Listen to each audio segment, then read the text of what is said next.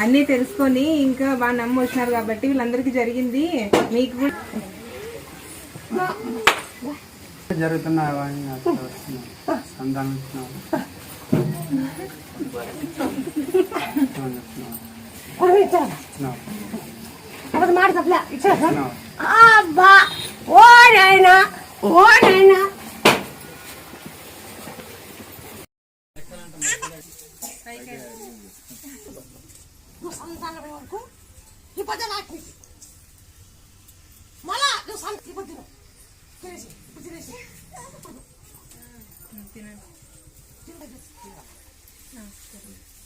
నువ్వు కూతురు అవుతాను నువ్వు మా బాబు పేరు మా పెట్టలేదా పేరు